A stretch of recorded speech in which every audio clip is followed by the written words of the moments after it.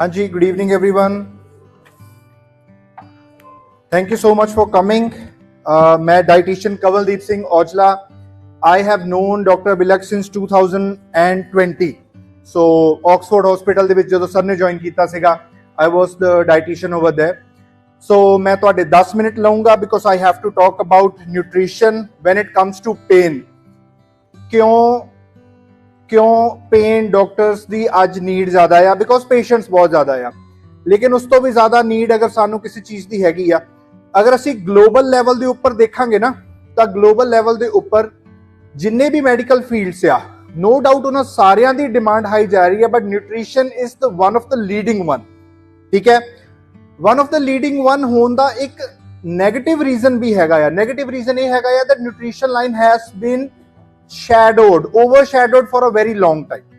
ठीक है, so I don't want to be rude to anyone, but जिन्ने भी medical professionals आज तुसी इत्थे आए हैं, thank you so much for coming. लेकिन असी किन्ने क ज़्यादा पेशेंट्स जेडे आ वो न्यूट्रिशन वास्ते रिकमेंड करते, न्यूट्रिशन कंसल्टेशन ਲਈ ਜਾਂ डाइटिक्स कंसल्टेशन ਲਈ ਅਸੀਂ किन्ने क पेशेंट करते हैं. सानू पता आ कि जो ट्रीटमेंट असी प्रोवाइड कीता है, अगर इस पेशेंट ने अपनी डायबिटीज या हाइपरटेंशन या एनी अदर इश्यूज ਨੂੰ ਕੰਟਰੋਲ ਨਾ ਕੀਤਾ, he is not going to get the best results.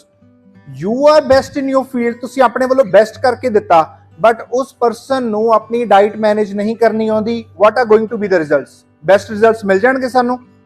ਨਹੀਂ, not possible.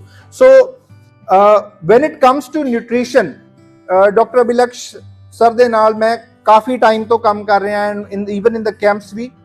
When we talk about joint pains or back pains or inflammation or any other type of pain, see, number one thing is कि doctors ਲਈ counseling वाला जेड़ा part है, that is a little narrow or we can say a little brief.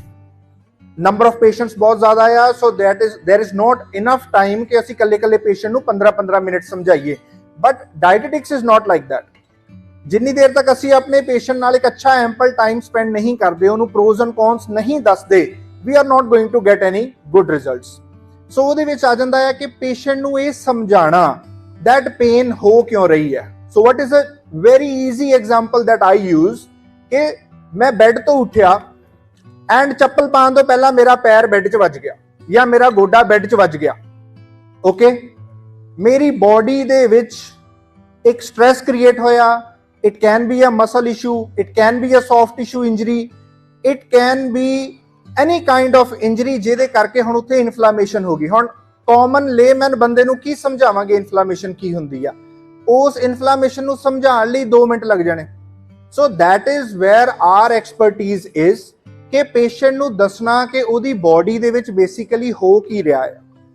Then we come on to our next thing ਕਿ nutritional deficiency ਕਿੱਥੇ ਹੋ ਰਹੀ ਆ. See, ਅੱਜ ਦੀ ਡੇਟ ਦੇ ਵਿੱਚ ਅਗਰ ਆਪਾਂ ਟੈਕਸਟ ਬੁੱਕ ਦੇ ਅਕੋਰਡਿੰਗਲੀ ਚੱਲੀਏ, ਤਾਂ ਇੱਕ 60-65 kg ਦਾ ਇੱਕ ਆਈਡਲ ਮੇਲ ਪਰਸਨ 2200 ਕੈਲੋਰੀਜ਼ ਨਹੀਂ ਖਾ ਰਿਹਾ, ਜੋ ਸਾਨੂੰ ਟੈਕਸਟ ਬੁੱਕ ਸਿਖਾਉਂਦੀ ਹੈ, ਜਾਂ ਉਸ ਤੋਂ ਜ਼ਿਆਦਾ ਖਾ ਰਿਹਾ ਜਾਂ ਉਸ ਤੋਂ ਘੱਟ ਖਾ ਰਿਹਾ.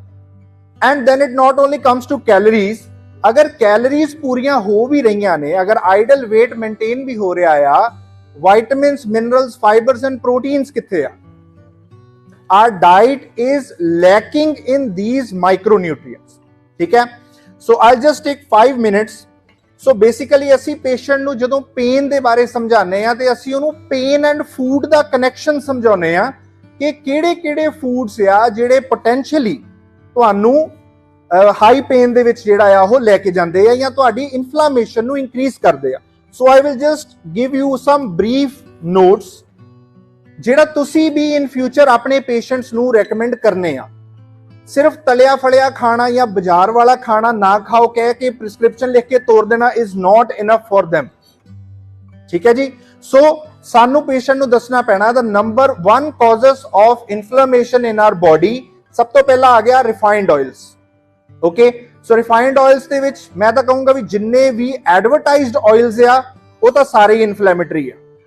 ਠੀਕ ਹੈ. ਦ second thing is processed food, ਜਿਹੜੀ ਵੀ ਚੀਜ਼ ਪੈਕੇਟ ਵਿੱਚੋਂ ਨਿਕਲ ਰਹੀ ਹੈ ਜਾਂ ਪ੍ਰੋਸੈਸ ਕੀਤੀ ਹੋਈ ਹੈ. ਹੁਣ ਅਸੀਂ ਇੱਥੇ ਪ੍ਰੋਸੈਸ ਐਂਡ ਪ੍ਰੀਜ਼ਰਵਡ ਨੂੰ ਕਨਫਿਊਜ਼ ਨਾ ਕਰੀਏ. preservation is a different thing, processed is a different thing. ठीक है, पोटैटो या टोमेटो ਨੂੰ ਪਕੜ ਕੇ ਉਹਦੀ ਚਟਨੀ ਬਣਾ ਦਿੱਤੀ ਐਂਡ ਉਹਨੂੰ ਡੱਬੇ 'ਚ ਪੈਕ ਕਰਤਾ, that is processing. ਲੇਕਿਨ ਟੋਮੈਟੋ ਨੂੰ ਜਾਂ ਵੈਜੀਟੇਬਲਸ ਨੂੰ ਕੱਟ ਕਰਕੇ ਫਰੀਜ਼ ਕਰਤਾ, that is not processing, that is preservation. ਠੀਕ ਹੈ, ਨੈਕਸਟ ਆ ਜਾਂਦਾ ਆ ਸਾਡੇ ਕੋਲ ਕਾਮਨ ਅਸੀਂ ਦੇਖਦੇ ਆ that smoking and alcohol consumption ਵਾਲੇ ਜਿਹੜੇ ਸਾਡੇ ਕੋਲ ਪੇਸ਼ੈਂਟਸ ਆਉਂਦੇ ਆ with XYZ number of issues. ਜਿੰਨੀ ਦੇਰ ਤੱਕ ਸਮੋਕਿੰਗ ਐਂਡ ਐਲਕੋਹਲ ਔਰ ਐਨੀ ਅਦਰ ਅਬਿਊਜ਼ ਜਿਹੜਾ ਬੋਡੀ ਦਾ ਬੰਦ ਨਹੀਂ ਹੋਏਗਾ, ਪੇਨ ਦੇ ਵਿੱਚ ਰਿਲੀਫ ਨਹੀਂ ਆਉਣ ਵਾਲਾ. We are not going to get best results. In fact ਅਸੀਂ ਪੇਨ ਕਿਲਰਸ ਦੇ ਨਾਲ ਉਹਨੂੰ ਇੱਕ ਨਵੀਂ ਐਡਿਕਸ਼ਨ ਦੇ ਦੇਵਾਂਗੇ. ਠੀਕ ਹੈ ਜੀ. Next is problems like cervical. I am not here to brag about anything, ਲੇਕਿਨ ਸਰਵਾਈਕਲ ਪੇਸ਼ੈਂਟਸ ਨੂੰ ਮੈਂ पेन ਦੇ ਵਿੱਚ ਹੈਲਪ ਕੀਤਾ ਐਂਡ ਰਿਕਵਰੀ ਦੇ ਵਿੱਚ ਹੈਲਪ ਕੀਤਾ ਆ only with the help of diet. ਹਾਂ, ਜਿੱਥੇ ਕੇਸ ਮੈਨੂੰ ਲੱਗਦਾ ਆ ਆਈ ਡੂ ਰეკਮੈਂਡ ਕਿ ਤੁਸੀਂ ਡਾਕਟਰ ਕੋਲ ਜਾਓ, ਪ੍ਰਿਸਕ੍ਰਿਪਸ਼ਨ ਲਓ ਔਰ ਫਿਜ਼ੀਓਥੈਰੇਪਿਸਟ ਕੋਲ ਜਾਓ, ਜੋ ਵੀ ਥੈਰੇਪੀ ਉਹ ਤੁਹਾਨੂੰ ਦੇਣਗੇ ਤੁਸੀਂ ਲੈਣੀ ਆ. But many of my own family members and friends ਨੂੰ ਮੈਂ ਜਸਟ ਡਾਈਟ ਇੰਪਰੂਵ ਕਰਕੇ ਪੇਨ ਰਿਲੀਫ ਕਰਵਾਇਆ ਹੋਇਆ ਹੈ. So there is where I play a big part ਜਦੋਂ ਆਪਾਂ ਗੱਲ ਕਰਦੇ ਆ ਇੱਕ ਪੇਨ ਫ੍ਰੀ ਸੁਸਾਇਟੀ ਦੀ. ਠੀਕ ਹੈ ਜੀ. Problems such as chronic kidney disease or gout or rheumatoid arthritis, do we have a set diet protocol? जिन्ने भी medical professionals बैठे आ, I'm asking कि do you have a set of protocol कि diet आप follow करनी है? No, and it is not your mistake. I'm not blaming anyone for that. ਤੁਸੀਂ ਉਸ ਪੇਸ਼ੈਂਟ ਨੂੰ ਪਿਕ ਆਊਟ ਕਰਕੇ ਡਾਇਟਿਕਸ ਰეკਮੈਂਡੇਸ਼ਨ ਲਈ ਭੇਜਣਾ ਆ, ਉਹਦੀ ਡਾਈਟ ਕਾਉਂਸਲਿੰਗ ਲਈ ਭੇਜਣਾ ਆ. Rest the ਡਾਈਟੀਸ਼ੀਅਨਸ will handle. ਠੀਕ ਹੈ, ਮੈਂ ਤੁਹਾਨੂੰ ਇਹ ਨਹੀਂ ਕਹਿ ਰਿਹਾ ਹੈਗਾ ਵੀ ਤੁਸੀਂ ਹੁਣ 15-15 ਮਿੰਟ OPD ਦੇ ਵਿੱਚ ਇੱਕ ਪੇਸ਼ੈਂਟ ਤੇ ਲਗਾਓ. No, that is not your work. ਲੋੜ ਨਹੀਂ ਹੈਗੀ. But you at least send those patients ਕਿ ਯਾਰ ਤੁਸੀਂ ਆਪਣੀ ਨਿਊਟ੍ਰੀਸ਼ਨਲ ਕੰਸਲਟੈਂਸ ਕਰੋ. ਅੱਛਾ, ਸਮ ਆਫ ਦ ਡਾਕਟਰਸ ਉਹਨਾਂ ਨੇ after meeting me या कुछ और है ना, they started recommending patients for diet consultation. फिर लोकी की करते, लोकी diet consultation ਲਈ नहीं आंदे, बट ਉਹੀ patient 3 हफ्ते 4 हफ्ते बाद ਜਦੋਂ ਡਾਕਟਰ ਕੋ ਜਾਂਦਾ ਹੈ, doctor does not ask them कि diet consultation ਲਈ ਕਿਉਂ ਨਹੀਂ ਗਏ. ठीक है, so this is something where I need a favor from the medical community, not a favor for me. ਮੈਂ ਇਹ ਨਹੀਂ ਕਹਿੰਦਾ ਤੁਸੀਂ ਸਾਰੇ ਮਰੀਜ਼ ਇਕੱਠੇ ਕਰਕੇ ਮੇਰੇ ਕੋਲ ਹੀ ਭੇਜ ਦਿਓ ਵੀ ਮੈਂ ਹੀ ਕਰਨਾ ਸਾਰਿਆਂ ਨੂੰ ਠੀਕ. No, any dietitian that you can establish a good in hospital or outsource care. ठीक है, diet consultations home visit ਤੇ ਹੋ ਜਾਂਦੀਆਂ ਨੇ, diet consultation OPD ਚ ਹੋ ਜਾਂਦੀਆਂ ਨੇ, online ਹੋ ਜਾਂਦੀਆਂ. ਮੈਂ ਖੁਦ online offline consultations ਕਰਦਾ ਹਾਂ and so does many other dietitians. So ਅਗਰ ਸਾਡੀ ਕੋਈ medical practice ਚੱਲ ਰਹੀ ਹੈ, there is a very necessity, agar main aaj di date ch kaha, that you should have at least 1 or 2 dietitians in your circle ਜਿਨ੍ਹਾਂ ਨੂੰ ਤੁਸੀਂ ਉਹ ਕੇਸਸ ਸੈਂਡ ਕਰਨੇ ਨੇ. ਡਾਈਟੀਸ਼ੀਅਨਸ ਤੋਂ ਬਾਅਦ ਤੁਸੀਂ ਖੁਦ ਇਹ ਚੀਜ਼ ਫੀਲ ਕਰੋਗੇ that your patient recovery has improved.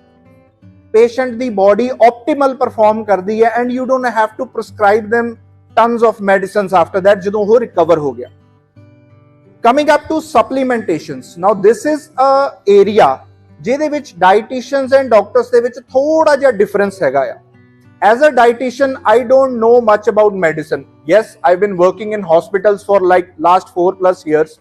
ਥੋੜਾ ਬਹੁਤ medicine ਦਾ ਪਤਾ ਲੱਗ ਗਿਆ ਆ, but ethically and morally, I am not in a position to recommend medication or prescribe medication to any of my patients. But what I can do is provide them with supplemental support. So can the doctors. And number 1 deficiency जो ਅੱਜ ਦੀ date ਵਿੱਚ direct pain ਦੇ ਨਾਲ related ਆ, that is vitamin D. Vitamin D is a ਮਤਲਬ all time community low ਚੱਲ ਰਿਹਾ ਆ ਇਸ ਟਾਈਮ ਇੰਡੀਆ ਦੇ ਵਿੱਚ, despite ਕਿ ਸਾਡੇ ਕੋਲ ਸਾਰੇ ਤਰ੍ਹਾਂ ਦੇ ਕਲਾਈਮੇਟ ਹੈਗੇ ਆ. Why is vitamin D low? Vitamin D synthesis ਉਦੋਂ ਹੋਣਾ ਆ ਜਦੋਂ ਤੁਹਾਡੀ ਸਕਿਨ, ਤੁਹਾਡੀ ਬੋਡੀ ਦੇ ਉੱਪਰ ਸੂਰਜ ਦੀਆਂ ਕਿਰਨਾਂ ਡਿੱਗਣੀਆਂ ਨੇ, ਉਦੋਂ ਵਿਟਾਮਿਨ ਡੀ ਕ੍ਰੀਏਟ ਹੋਣਾ ਆ. ਅਗਰ ਮੈਂ ਫੁੱਲ ਕੱਪੜੇ ਪਾ ਕੇ ਧੁੱਪ 'ਚ ਬੈਠਾ ਆ, ਆਈ am not getting any vitamin D. ਠੀਕ ਹੈ, ਸੋ ਇੱਕ ਮਿਸਕਨਸੈਪਸ਼ਨ ਵੀ ਜਿਹੜਾ ਆ ਸਾਨੂੰ ਲੋਕਾਂ ਦੇ ਮਾਈਂਡ 'ਚੋਂ ਕੱਢਣਾ ਪੈਂਦਾ.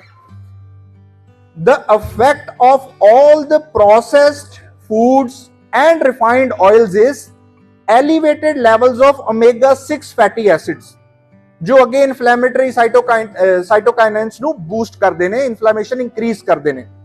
No study has been done in India, या मेरी knowledge नहीं हैगी, but a US study 4 years ago showed कि omega-3 to 6 ਦੀ ratio ਜਿਹੜੀ 1:2 ਹੋਣੀ ਚਾਹੀਦੀ ਆ, that ratio is 1:40। 1:2 the ratio 1:40 ਤੇ ਚੱਲ ਰਹੀ ਹੈ US ਦੇ ਵਿੱਚ, and I think the situation in India is not that good। ठीक है, so we have to encourage our patients to make lifestyle changes। Now last point in my talk, encourage करता जी माड़ियां चीज़ां नहीं खानियां, सिर्फ चंगियां चीज़ां खानियां आ। So the patient comes back after 1.5 month but still no improvement। In fact वो कह रहा है कि weight होर घट गया, weakness होर वध गई, हुण तां चक्कर अगे दिन च 2 वार आउंदे सी, हुण 4 वार आउण लग पए आ। What is the reason for that? सिर्फ ਹੈਲਦੀ ਫੂਡ ਖਾਣਾ ਇੱਕ ਦਿਨ ਦੇ ਵਿੱਚ ਤੁਹਾਨੂੰ ਠੀਕ ਨਹੀਂ ਕਰ ਦੇਗਾ ਜਦੋਂ ਤੱਕ ਤੁਸੀਂ ਸਹੀ ਕੁਆਂਟੀਟੀ ਦੇ ਵਿੱਚ ਹੈਲਦੀ ਫੂਡ ਡੇਲੀ ਬੇਸਿਸ ਤੇ ਨਹੀਂ ਖਾਦਾ। ਵੀ ਆਲ ਨੋ ਕਿ ਮੈਡੀਸਨ ਦੇ ਵਿੱਚ ਡੋਸੇਜ ਬਹੁਤ ਇੰਪੋਰਟੈਂਟ ਆ, ਵੈਲ ਨਿਊਟ੍ਰੀਸ਼ਨ ਦੇ ਵਿੱਚ ਵੀ ਡੋਸੇਜ ਬਹੁਤ ਇੰਪੋਰਟੈਂਟ ਹੈ। ਠੀਕ ਹੈ, ਅਗਰ ਕੋਈ 80-85 kg ਵਾਲਾ ਪਰਸਨ, ਠੀਕ ਹੈ ਨਾ, ਪੂਰੇ ਦਿਨ 'ਚ 1 ਜਾਂ 2 ਐਗ ਖਾ ਕੇ ਕਹਿ ਰਿਹਾ ਵੀ ਲਓ ਜੀ ਪ੍ਰੋਟੀਨ ਹੋ ਗਿਆ, ਨਾਸ਼ਤੇ 'ਚ ਅੱਜ ਜ਼ਿਆਦਾ ਇਨਫ ਹੈ ਪੂਰੇ ਦਿਨ ਲਈ, ਨੋ, not enough for them। so ਸਿਰਫ ਅੱਛੀਆਂ ਚੀਜ਼ਾਂ ਨਹੀਂ ਖਾਣੀਆਂ, ਅੱਛੀਆਂ ਚੀਜ਼ਾਂ ਨੂੰ ਸਹੀ ਕੁਆਂਟੀਟੀ ਦੇ ਵਿੱਚ ਖਾਣਾ ਹੈ। so that is where you need an expert ਜੋ ਕਿ ਤੁਹਾਡੇ ਪੇਸ਼ੈਂਟਸ ਨੂੰ ਇੱਕ ਬੈਲੈਂਸਡ ਡਾਈਟ ਪ੍ਰੋਵਾਈਡ ਕਰੇਗਾ। this is what I do ਜਦੋਂ ਅਸੀਂ ਕੰਮ ਕਰਦੇ ਹਾਂ ਆਪਣੀ ਪ੍ਰੈਕਟਿਸ ਦੇ ਵਿੱਚ, ਹਸਪੀਟਲਸ ਦੇ ਵਿੱਚ, when we do camps with Dr. Abhilaksh and ਜਾਂ ਮੇਰੀ ਇੰਡੀਵਿਜੂਅਲ ਪ੍ਰੈਕਟਿਸਿਸ, ਸਾਡਾ ਕੰਮ ਹੈ ਵੱਧ ਤੋਂ ਵੱਧ ਪੇਸ਼ੈਂਟਸ ਨੂੰ ਮੋਟੀਵੇਟ ਕਰਨਾ। I never ask my patients ਕਿ ਤੁਸੀਂ ਹੁਣ ਮੇਰੇ ਤੋਂ ਡਾਈਟ ਲੈਣ ਲੱਗੇ ਜਾਂ ਦਵਾਈਆਂ ਬੰਦ ਕਰ ਦਿਓ। that will be foolish of me, okay, and it will be foolish for a doctor ਅਗਰ ਉਹ ਕਹਿੰਦਾ ਹੈ ਕਿ ਮੈਂ ਤੁਹਾਨੂੰ ਦਵਾਈਆਂ ਨਾਲ ਠੀਕ ਕਰ ਦੂੰਗਾ, ਤੁਹਾਨੂੰ ਡਾਈਟ ਦੀ ਲੋੜ ਨਹੀਂ। so no offense to anyone, ਲੇਕਿਨ ਆਪਾਂ ਹੈਂਡ ਇਨ ਹੈਂਡ ਹੋ ਕੇ ਚੱਲਣਾ ਆ। for years nutrition and diet ਨੂੰ ਅਸੀਂ ਸਾਈਡਲਾਈਨ ਕਰਕੇ ਰੱਖਿਆ, ਲੋਕੀ ਵੀ ਹਜੇ ਸਾਈਡਲਾਈਨ ਕਰਕੇ ਹੀ ਦੇਖਦੇ ਆ। all they care about is ਕਿ scale ਦੇ ਉੱਪਰ weight ਕਿੰਨਾ ਆ, but I think it is time to change that perception। so thank you so much for the patience, thank you so much। please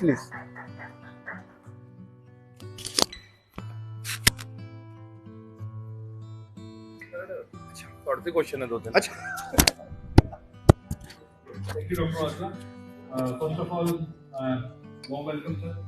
Thanks for coming, and I know short time period ਤੁਹਾਨੂੰ inform ਕੀਤਾ ਜੀ sir. Thanks for everyone। ਅਤੇ ਦੂਸਰਾ doctor ਸਾਹਿਬ, ਤੁਸੀਂ ਜਿਹੜਾ ਦੱਸਿਆ, I am sure ਕਿ nutrition and diet is very important pre-op, post-op and intra-op। Exactly।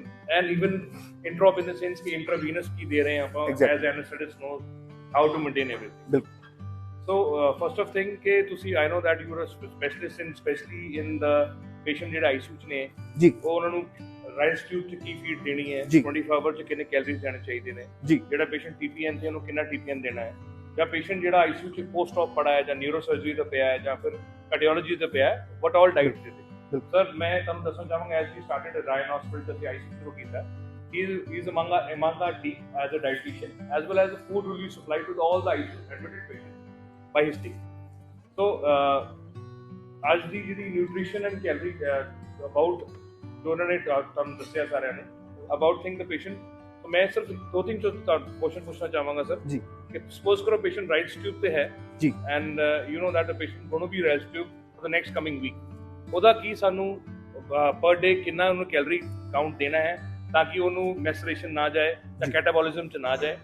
ਦੂਸਰਾ ਹੈ ਸਰ ਕਿ ਐਨਾਬੋਲਿਜ਼ਮ ਕੈਟਾਬੋਲਿਜ਼ਮ ਕਿਵੇਂ ਮੇਨਟੇਨ ਕਰਨਾ। Thank you so much sir. बहुत ही इंटरेस्टिंग, बहुत ही अच्छा क्वेश्चन है सर दा, and this is a challenge that we face, I face in ICUs। I've been working in 4 different hospitals ਦੇ ਵਿੱਚ ਮੇਰੀ ਡੇਲੀ ਵਿਜ਼ਿਟ ਹੁੰਦੀ ਆ, ਐਂਡ ICUs ਦੇ ਵਿੱਚ ਉੱਥੇ ਅਸੀਂ ਇਹ ਚੀਜ਼ਾਂ ਦੇਖਦੇ ਹਾਂ।